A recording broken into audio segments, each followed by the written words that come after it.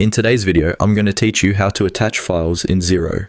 We'll walk through a simple workflow that starts from the main Xero dashboard and ends with your files successfully added and ready to use in your accounting. I'll explain what each step is doing, why it matters, and share a few tips along the way so you feel confident repeating this on your own. First, make sure you're logged into Xero and looking at your organization. For this walkthrough, I'll refer to the demo company, since that's a safe environment where you can practice without affecting real data. At the top of your Xero screen, you'll see the organization name. Click on the option that refers to the demo company. This ensures you're inside the correct Xero organization where you want your files to live.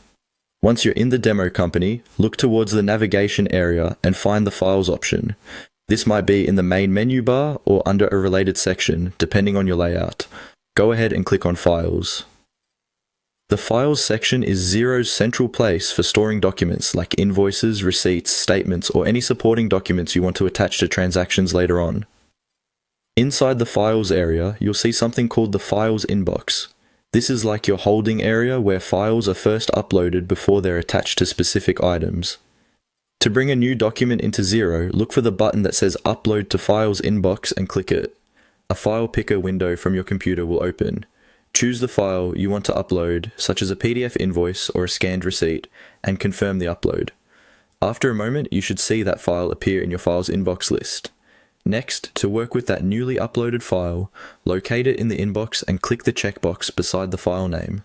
Selecting this checkbox tells Xero which document you want to attach. If you've uploaded several files, you can select just one or multiple, but for now, we'll stick with a single document to keep things simple. With the file selected, look for the option that says Add to New and click it. This is where Xero lets you create a new item that the file will be attached to, such as a new bill, spend money transaction, or another type of